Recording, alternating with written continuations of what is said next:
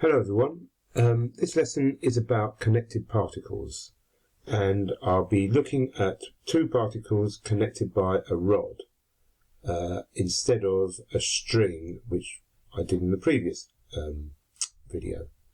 And I'll be looking at the differences between when you have a rod and a string. Okay, so I'm going to be looking at this question in exercise 10E on page 171 of the Statistics and Mechanics Year 1 book. Is number 2. So if we read it, two particles P and Q of masses 20 kilograms and M kilograms are connected by a light inextensible rod.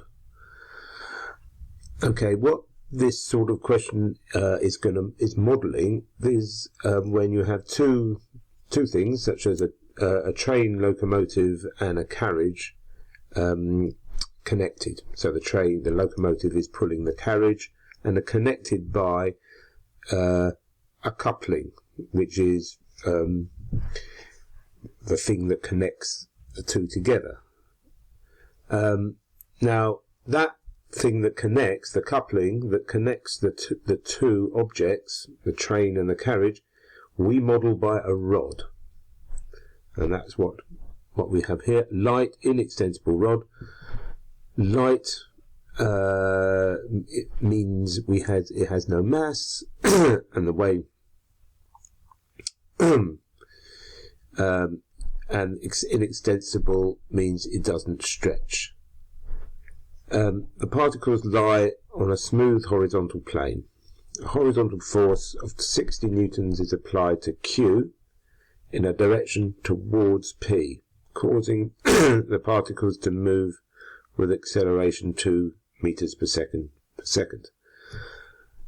A, find the mass of M of Q, mass M of Q, and B, find the thrust in the rod. So the first we need to understand what we mean by thrust. And the thrust is the force in the rod, and as opposed to the tension. Now, if we have a string can be taut, where it is, which means it's pulled, and when one object is pulling another object. And when you have a string taut, there is a tension in the string, and the tension would be drawn like that. We'll call it T. The tension is the same throughout the string. The reason why the tension is the same throughout the string is because it is light. Now, that what will happen here is if we have our two particles A and B, and say A is pulling B, then you have the tension there. If A tried to push B, B wouldn't move. What would happen would be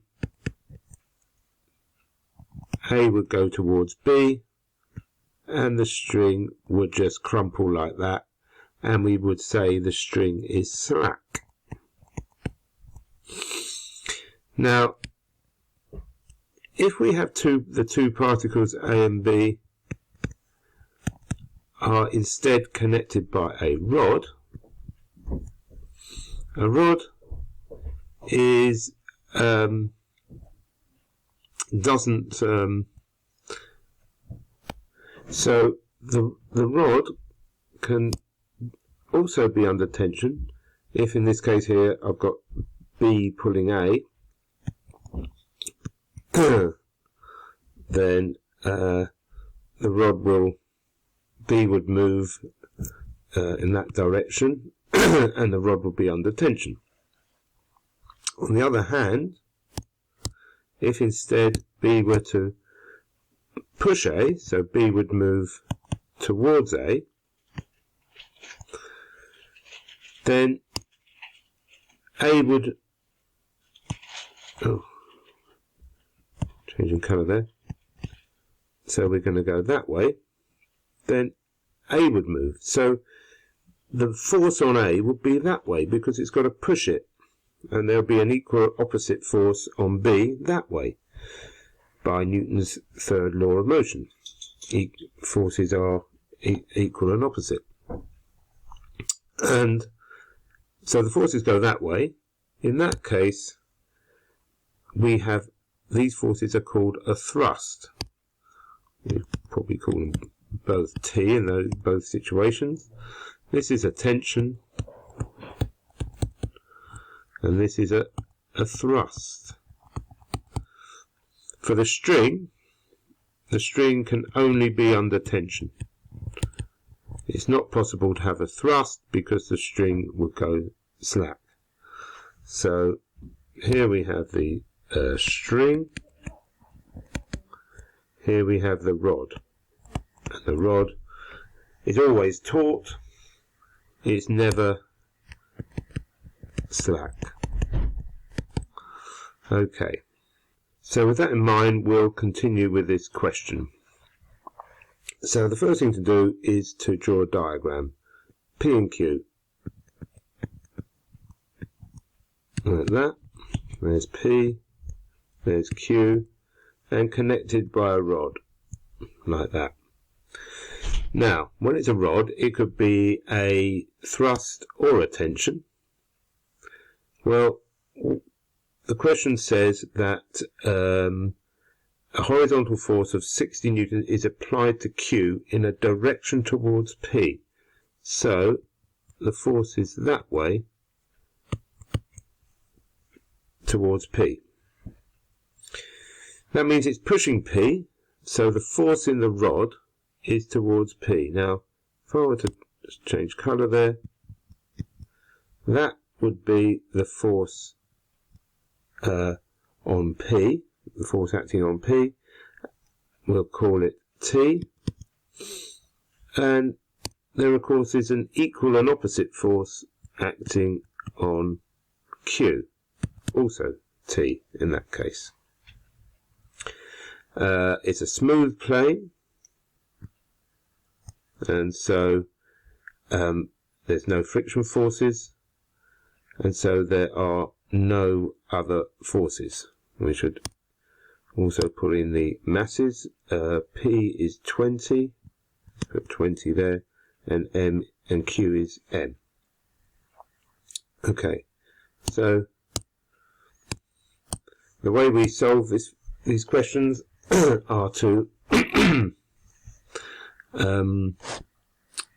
apply Newton's law of motion. One thing I haven't added, of course, put on the diagram I must do, is the acceleration. The acceleration is 2 meters per second, and both particles will be moving with that acceleration because the rod is inextensible. We're going that way with 2, and P will be going that way with 2.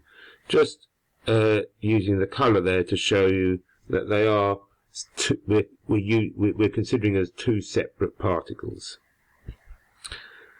Right, so let's apply Newton's laws. The way we do that is we resolve. Now everything is happening horizontally. Notice I don't put in the weight and the reaction. It's unnecessary.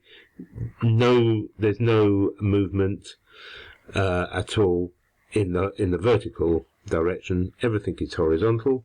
So we're resolving horizontal.